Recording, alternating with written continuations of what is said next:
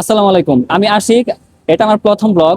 আজকে যাচ্ছি ময়মনসিংহের ত্রিশালের জনপ্রিয় একটি জায়গায় হারবা বিলে।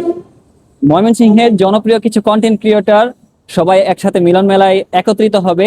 তাদের সাথে দেখা করার উদ্দেশ্যে আজকে আমরা যাওয়া। তো আজকে ব্লগটা সবাই এনজয় করবেন, সবাই সাথে থাকবেন।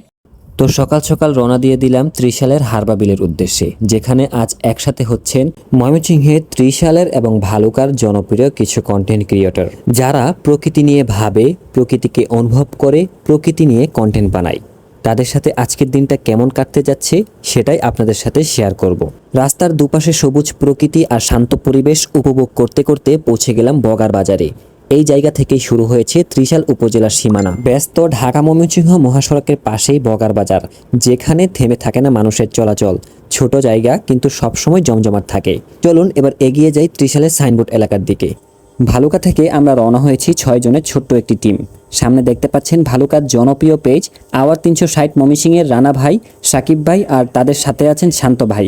এত বড় বড় পেজে মানুষদের সাথে থাকতে পেরে সত্যি নিজেকে ছোট মনে হলেও ভেতরে ভেতরে দারুণ একটা ভালো লাগা কাজ করছে।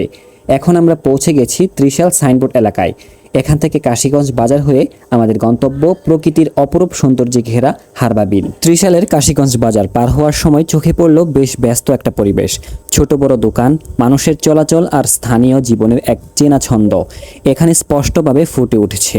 এই বাজারকেই ঘিরে আশেপাশের গ্রামের মানুষের নিত্যদিনের জীবন চলে। রাস্তার দুই পাশে দোকানপাট আর লোকজনের ভিড় পেরিয়ে আমরা এগিয়ে যাচ্ছি আমাদের গন্তব্যের দিকে। কাশীগঞ্জ বাজার পেরিয়ে সামনে এগোতেই চোখে পড়ল সুতিয়া নদী আর তার উপর একটি সুন্দর ব্রিজ। এই জায়গাটা একদম অন্যরকম। নদীর শান্ত পানি, চারপাশে সবুজ পরিবেশ মনটা একদম ফ্রেশ করে দেয়। এই ব্রিজ আর নদীর পাশে আমরা কিছু সুন্দর ভিডিও করেছি, সামনে ইনশাল্লাহ সেগুলো আপনারা দেখতে পাবেন। যারা এখনো ফলো বা সাবস্ক্রাইব করেননি অবশ্যই করে নিন। এমন আরো সুন্দর জায়গার ভিডিও নিয়মিত পেতে সাথে থাকুন। এরপর একটু সামনে এগোতেই চোখে পড়ল সবুজে মোড়া হারবা বিল। দূর থেকে দেখতেই মনে হলো যেন এক টুকরো শান্তির রাজ্য। চারপাশ জুড়ে বিস্তীর্ণ সবুজ, মাঝে মাঝে পানির জমে থাকা বিল আর প্রকৃতির নিস্তব্ধ সৌন্দর্য, সব মিলিয়ে এক কথায় অসাধারণ। হালকা বাতাসে দুলছে ঘাস আর জলজ উদ্ভিদ, পাখির ডাক আর গ্রাম বাংলার নিরিবিলি পরিবেশ। এ যেন শহরের কোলাহল থেকে একদম ভিন্ন এক জগৎ। এমন জায়গায় এসে সত্যি মনে হয় প্রকৃতির মাঝে হারিয়ে যেতে পারলেই যেন জীবনের আসল শান্তি খুঁজে পাওয়া যায়। শুনেছি বর্ষাকালে এখানে পুরো এলাকা পানিতে ভরে যায়, তখন হারবা বিলের সৌন্দর্য নাকি আরও কয়েকগুণ বেড়ে যায়। চারপাশে শুধু পানি আর সবুজের মিশেল, একদম অন্যরকম এক দৃশ্য তৈরি হয়। তবে একটা বিষয় চোখে পড়ল, রাস্তার অবস্থা। আমার মতে এই রাস্তা একটু মেরামত করা হলে জায়গাটা সহজেই ত্রিশালের অন্যতম জনপ্রিয় পর্যটন কেন্দ্রে পরিণত হতে পারে। প্রাকৃতিক সৌন্দর্য তো আছেই, শুধু একটু উন্নয়ন হলেই এখানের মানুষের ভিড় লেগেই থাকবে, এমন সম্ভাবনা একদম স্পষ্ট। এরপর এখানে আসার পরই দেখা হলো সজীব ভাইয়ের সাথে, যিনি আজকের পুরো আয়োজনটা করেছেন। আর সত্যি বলতে তার এই উদ্যোগের কারণেই আজ এত বড় বড় কন্টেন্ট ক্রিয়েটর ও সেলিব্রিটিদের একসাথে দেখতে পারলাম। এমন একটা সুন্দর আয়োজন করার জন্য সজীব ভাইকে অনেক ধন্যবাদ। তো সবাই একে অপরের সাথে পরিচিত হয়ে নিচ্ছে, একটা দারুণ ফ্রেন্ডলি পরিবেশ তৈরি হয়ে গেছে চারপাশে। এর মাঝে চলে এলো জুমার সময়, তাই আমরা সবাই একসাথে জুমার নামাজ আদায় করার জন্য হেঁটে রওনা দিলাম। জুমার নামাজ শেষ করার পর আবার সবাই একত্রিত হলাম।